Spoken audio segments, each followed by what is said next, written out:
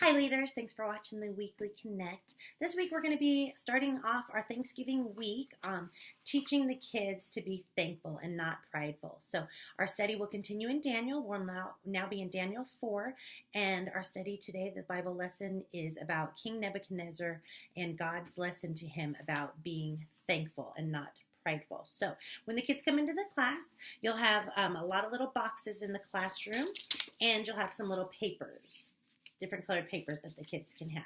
So when they sit down, just start talking to them about being thankful and what it means to be thankful. Maybe ask them, start having some class discussion about how good it feels when they do something nice for somebody, if they are thanked for that, or and then just kind of move into, what they're thankful about, and have them think about some things that they're thankful about. You can even take out the little slips of paper, the different colored paper, and have the kiddos write down some of the things that they're thankful of.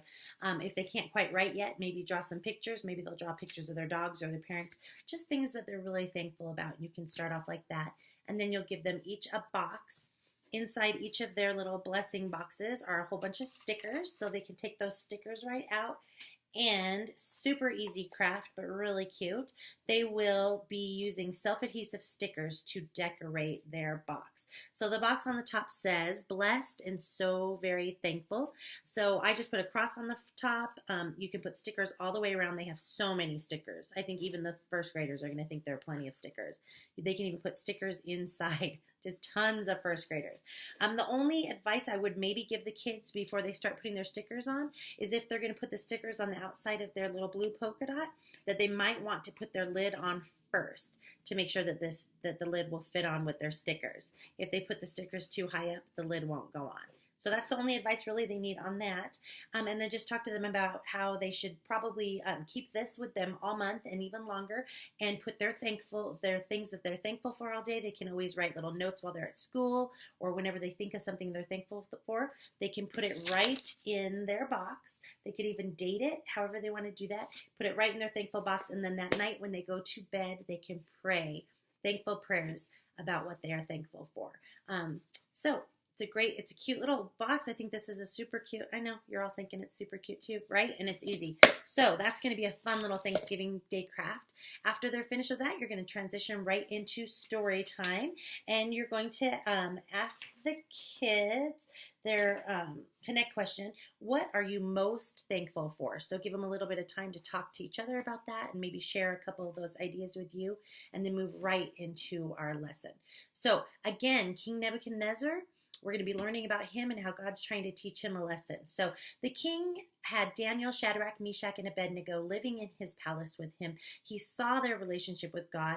God was trying to teach through them and through their actions. He was teaching King Nebuchadnezzar about the one true God and about the relationship with him.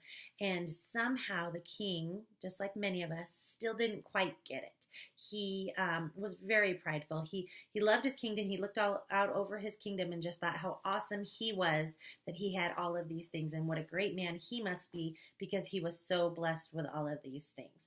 So he never really thanked God for those things. He never understood that the reason that he had such great power, since he had such great loyalty from his people, all of the gifts and the things that he had, he never was thankful for them. He was always prideful and thought that he deserved them, and it was something that he got.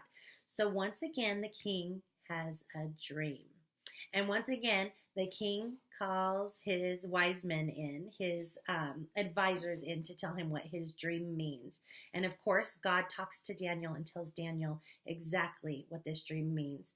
Daniel recites it back to the king and says, listen, God is trying to get your attention. He's telling you that you need to quit being so prideful. You need to be thankful for the things that you have. And here's why. And he lists a whole bunch of the things. And the king does not heed these instructions, does not take this warning to heart, and he continues being prideful, thinking that he is so great and everything's very awesome. And God kind of gets tired of it, and he takes all these things. He needs King Nebuchadnezzar to open up his eyes. He needs him to learn, and God knows that the only way for the king to realize that he is making an error in his ways and he's being too prideful is by taking everything from him. So for 7 full years, King Nebuchadnezzar is living in the wilderness. He's stripped of his authority. He's stripped of all of his power, all of his money, everything, his wealth, people around him, and he lives in the wilderness. And until he hits that rock bottom, which so many of us sometimes have to go through, he is unable to turn to God and be truly thankful for the things that he has. And so after that 7 years, he finally looks up to God, and he's thankful again to God, and God reinstates him into his kingdom. God gives him back everything that he lost and more. And now our story in Daniel 4 is King Nebuchadnezzar not only telling the people in his kingdom about the glory of God and the great things that God has done for him, but King Nebuchadnezzar is actually writing a letter to the entire world. He is so excited about what God has taught him. He finally gets it, and he is trying to tell the entire world. He's writing a letter to the world. Very important. And he's trying to tell everybody the greatness of God and how thankful he is to God and his glory and his blessings. And finally, the king gets it. So we're going to go ahead and read that with the kids. There are a lot of Bible passages listed in this curriculum. I took a lot of the words straight from the Bible. So if you want to pick some 4th or 5th graders or really good readers and have them read that aloud with you to help with your story, or you can just do it all on your own if you're the storyteller to help with the flow, however it works best for you. But there are a lot of passages that are coming straight from the Bible. So, as always, read it over a couple times, decide how you're going to tell the story, and have fun with it. It's a great lesson for the kids, and it's really good to teach the kids to be thankful, and a good reminder for us as well. Then you'll transition right into worship and offering, as always, and then you'll give your blessing. Your blessing is from 1 Thessalonians 5:18. Give thanks in all circumstances, for this is God's will for you.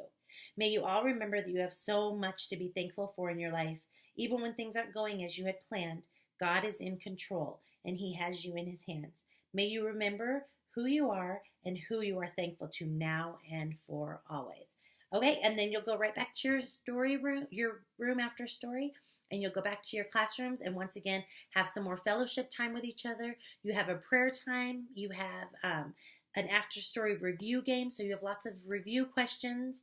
The way the questions are set up like this, I would just ask the questions, maybe split the kids in boys versus girls, or just split the class completely in half and go back and forth and have the kids compete to see who can answer the most questions, giving them 100 points if they answer it, allowing the other team to steal points if they need to.